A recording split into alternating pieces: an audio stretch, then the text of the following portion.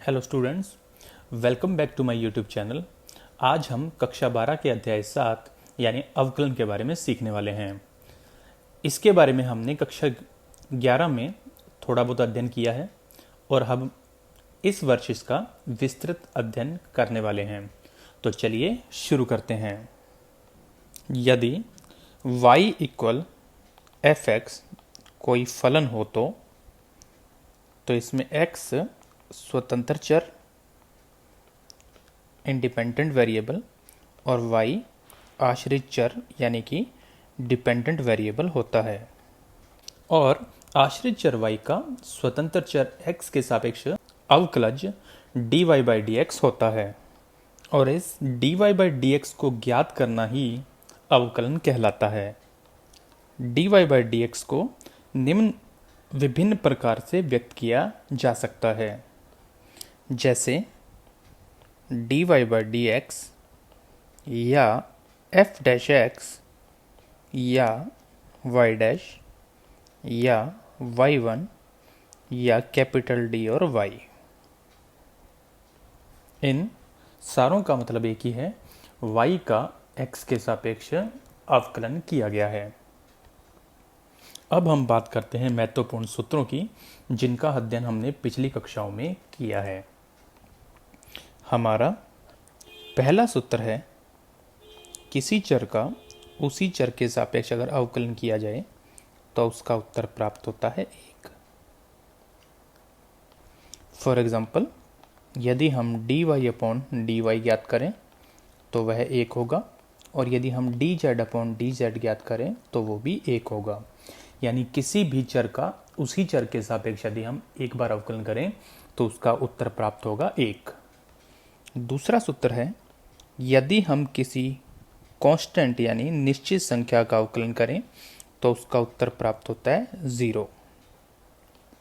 For example, यदि हम 2 का अवकलन करें जो कि कांस्टेंट है तो इसका आंसर होगा 0। यदि हम -√3 का अवकलन करें जो कि एक निश्चित संख्या है, इसका अवकलन भी होगा 0। इसी प्रकार यदि हम sec2 यानी sec का मान 2 डिग्री पर ज्ञात करें तो वो भी एक कांस्टेंट होगा, तो ओवरऑल इसका अवकलन भी बनेगा 0। हमारा नेक्स्ट फॉर्मूला है x raise to power n का एक बार अवकलन करना। तो इसका आंसर होता है, जो पावर है उसको आगे शिफ्ट करते हैं और पावर में से 1 कर देते हैं कम, जो कि इसका एक बार अवकलन होगा। फॉर एग्जाम्पल, यदि हम x की पावर रेज टू 5 का अवकलन करेंगे तो इसका आंसर बनेगा 5x रेज टू पावर 5 - 1 यानी ओवरऑल 5 इंटू एक्स पावर 4। इसी के जैसे यदि हम x की पावर -3 का अवकलन करें तो -3 को आगे शिफ्ट करेंगे और घात में से 1 माइनस कर देंगे, जिसका ओवरऑल आंसर बनेगा 3 की पावर -3 इंटू एक्स की पावर -4, जिसको और आगे हल करें तो -3 बटे में x की पावर 4। इसी प्रकार x की पावर अगर है 5/2 तो इसका अवकलन बनेगा, घात को एक बार आगे शिफ्ट करेंगे और घात में से 1 कर देंगे कम, जिससे इसका आंसर बनेगा 5/2 और x की पावर 3/2। यदि x की पावर हो √3 और इसका अवकलन करेंगे तो घात आगे शिफ्ट की और x की पावर √3 - 1, जो कि इसके क्वेश्चन का फाइनल अवकलन बनेगा। अब इसी x की पावर रेज टू n के साथ जुड़े हुए 3 स्पेशल केस भी हैं, जिसमें से फर्स्ट है 1/x का अवकलन करना, जिसको हल करने के लिए हम इसे लिखते हैं d/dx ऑफ x की पावर -1, जिसको आगे हल करने के लिए घात आगे और घात में से 1 कर देते हैं माइनस, जिससे ओवरऑल आंसर बनेगा -1 इंटू एक्स की पावर -2 या -1 बटे में x²। इसलिए हम डायरेक्ट इसे याद रखेंगे एक फॉर्मूले की तरह कि यदि 1/x का अवकलन किया जाए तो इसका आंसर बनेगा -1 बटे में x²। सेकंड है d/dx ऑफ √x यानी √x का अवकलन करना, जिसमें रूट का मतलब होता है पावर रेज टू 1/2 और इसका अवकलन करने के लिए घात को आगे शिफ्ट करते हैं और घात में से 1 घटा देते हैं, जिससे इसका आंसर बनेगा 1/2 और x की पावर -1/2। ये इसको सॉल्व करूँ तो 1/2 into x power raise to 1/2 और इसको आके हल करें तो ये बन जाएगा 1/2√x। अर्थात यदि हमें √x का अवकलन करना हो तो इसका सीधा फॉर्मूला हम याद रखेंगे 1/2√x। नेक्स्ट स्पेशल केस है 1/में x की पावर n का एक बार अवकलन करना, जिसको हल करने के लिए हम पहले x की पावर n को ऊपर शिफ्ट करते हैं तो ये बन जाएगा x की पावर -n और इसका अवकलन करने के लिए घात आ गए और घात में से एक माइनस करते हैं, जिसको आगे हल करने पर बनेगा -n अपॉन x की पावर रेज टू n+1। इस आधार पर हम लोग इस फॉर्मूले को भी याद रखेंगे कि 1/x की पावर n का अवकलन बनेगा, माइनस लगाकर ऊपर घात लिखिए और अपॉन में x की पावर में एक जोड़ दीजिए। इसके बाद हमारा फोर्थ जो फॉर्मूला है वो है d/dx ऑफ log x, लेकिन बेस होना चाहिए e, तो इसका अवकलन बनेगा 1/में x। लेकिन इस बात का हमेशा ध्यान रखना है कि यहाँ पर आधार e ही होना चाहिए। अगला फॉर्मूला है d/dx of e raise to power x, जिसका आंसर हमेशा सेम रहता है, यानी e की पावर x का अवकलन e की पावर x।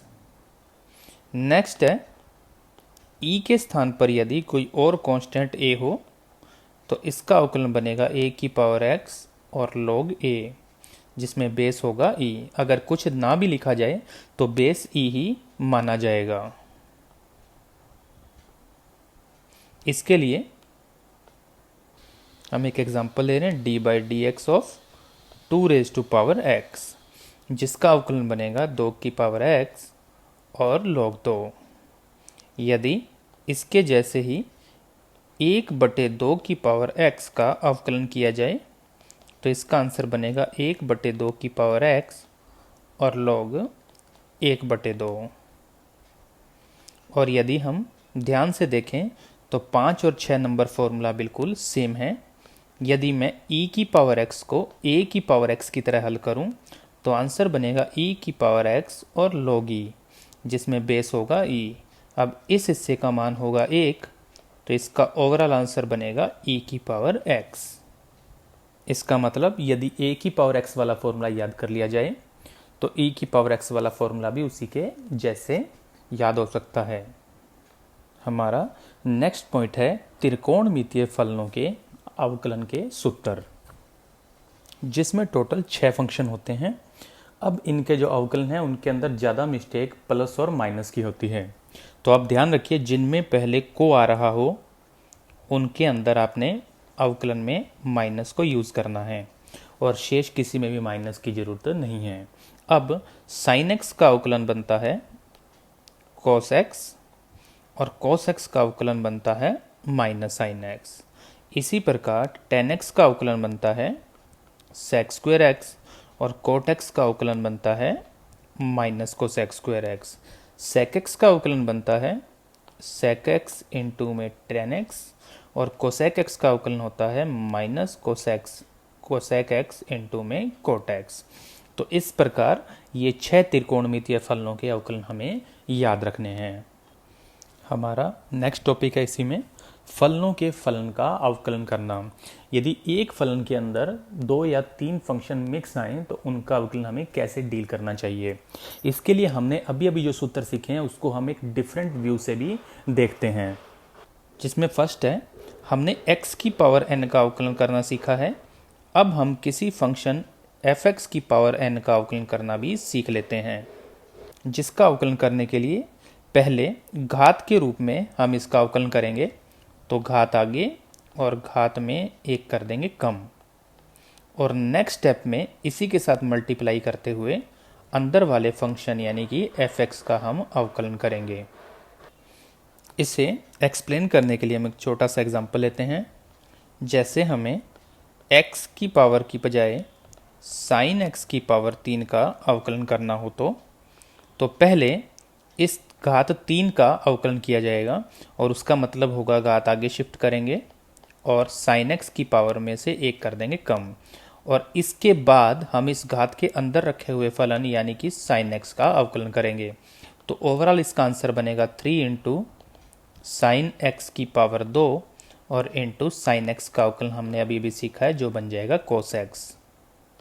इसके साथ साथ हम इसके दो स्पेशल केस का भी जो सूत्र हैं उन पर ध्यान देते हैं, जिसमें फर्स्ट है 1/f(x) का अवकलन। यदि इस प्रकार कोई फलन हमें प्राप्त हो तो उसका अवकलन बनेगा -1/f(x) का स्क्वायर इंटू f(x) का एक बार अवकलन। इसे एक्सप्लेन करने के लिए एक छोटा सा एग्जांपल लेते हैं। सपोज कीजिए मुझे 1/sin x का अवकलन करना हो, तो इसका मतलब होगा ये बन जाएगा पहले -1/sin x का स्क्वायर इंटू में sin x का एक बार अवकलन। और हम जानते हैं कि यदि हम sin x का अवकलन करें तो हमें प्राप्त होगा cos x, तो इसका ओवरऑल आंसर बनेगा -1/sin² x into cos x, जिसको आगे हल करें तो ये बन सकता है -cosec x into cot x। और यदि हम ध्यान से सोचें तो ये 1/sin x का मतलब होता है cosec x, जिसका आंसर बन सकता है -cosec x into cot x। तो इस प्रकार 1/ अगर फंक्शन हो तो उसको इस हिसाब से डील करना चाहिए। दूसरे स्पेशल केस में यदि √x के स्थान पर √f(x) हो तो इस प्रकार के क्वेश्चन को सॉल्व करने के लिए इसका अवकलन बनेगा 1/2 और ये सेम रूट और into d/dx of function of x।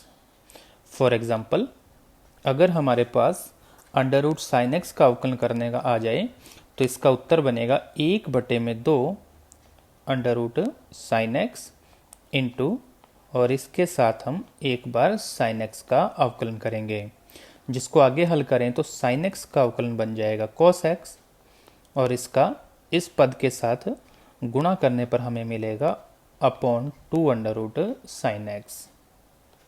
Next, यदि log x के स्थान पर log f(x) का अवकलन करना हो तो इसका अवकलन करने के लिए पहले 1/f(x) लिखें और उसके बाद अंदर वाले फंक्शन यानी f(x) का एक बार अवकलन करें। फॉर एग्जाम्पल, यदि हमें log x के स्थान पर log sin x का अवकलन करना हो तो इसका आंसर बनेगा पहले log का अवकलन होता है 1/sin x, उसके बाद अंदर वाले sin x का अवकलन करेंगे जिसका आंसर बनेगा cos x, और इसका अगर मल्टीप्लाई मैं 1/sin x से कर दूं तो आंसर बनेगा cos x बटे में sin x, जो कि अल्टीमेटली बन जाएगा cot x। तो यदि log वाले फंक्शन का अवकलन करना हो तो इसी मेथड से अवकलन करना चाहिए।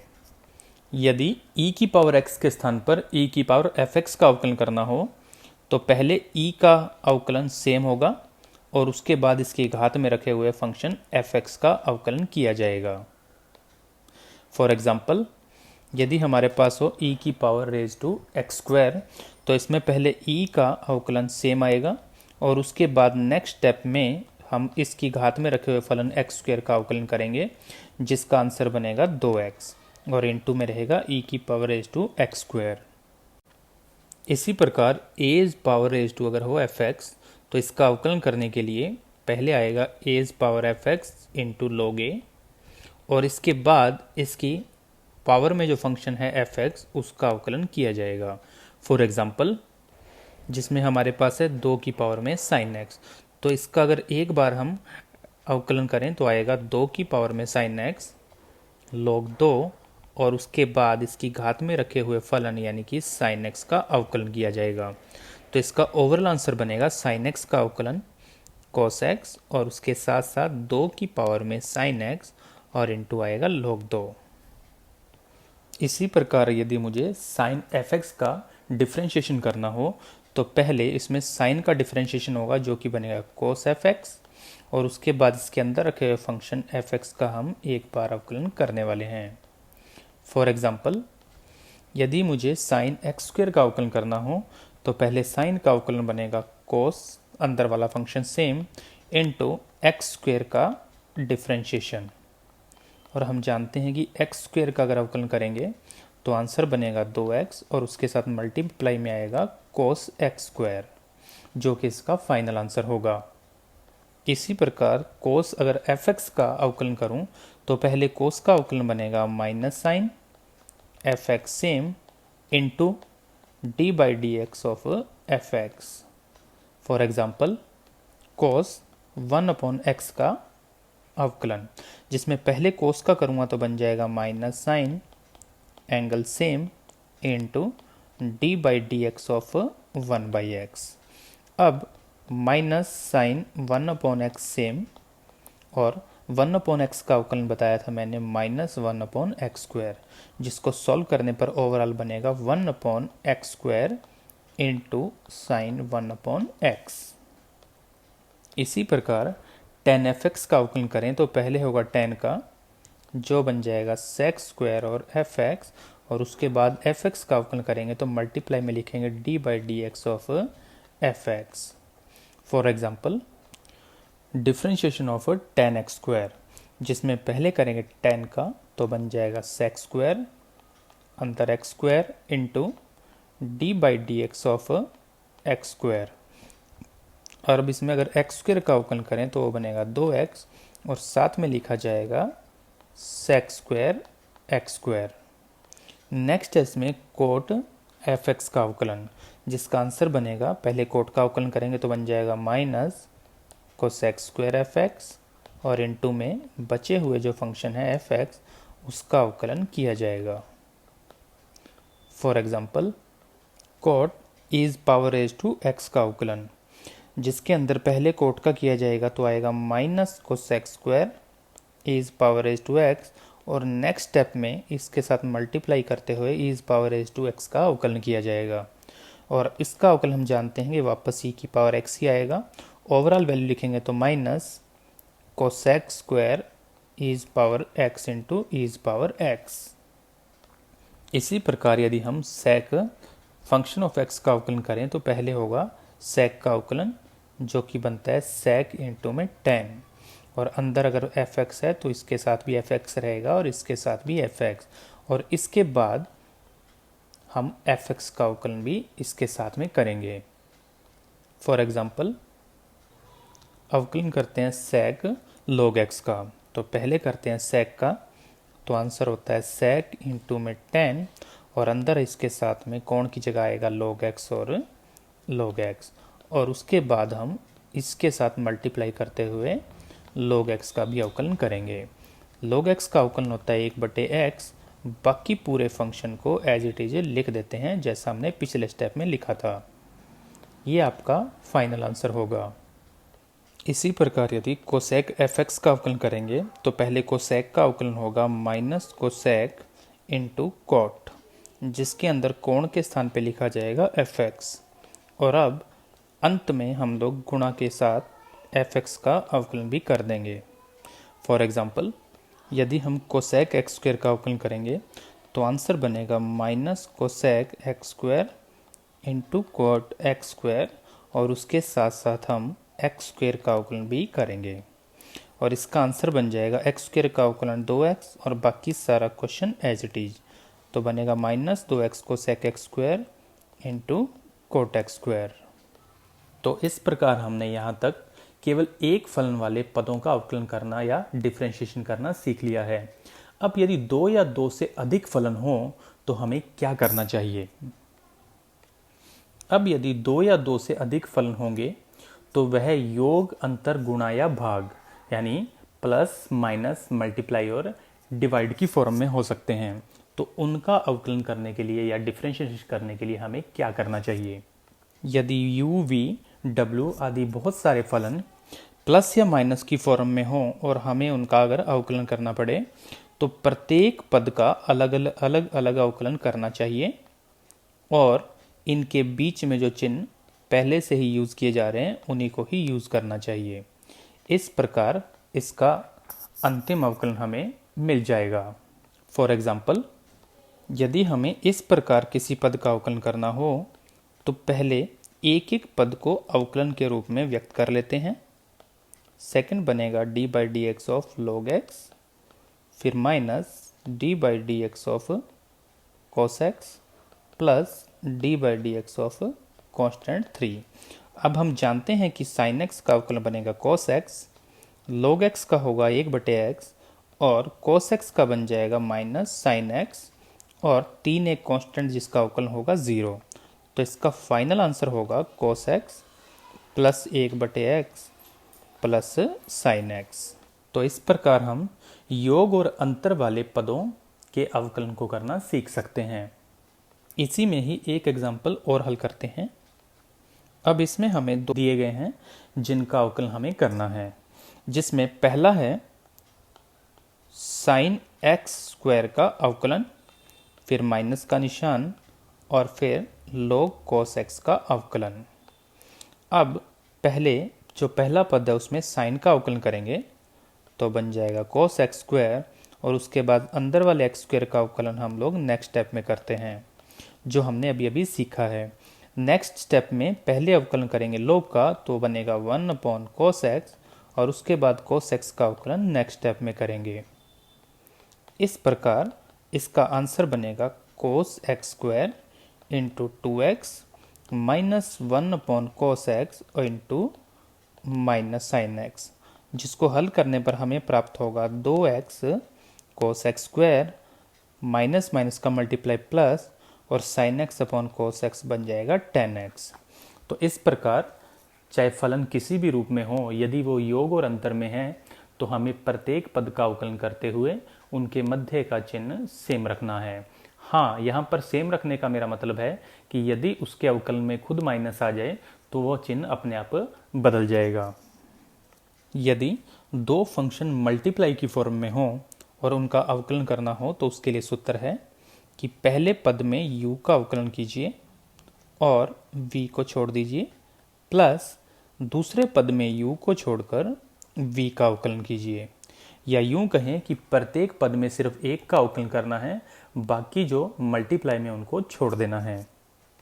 इसे अच्छे तरीके से समझने के लिए हम एक छोटा सा एग्जांपल ले रहे हैं।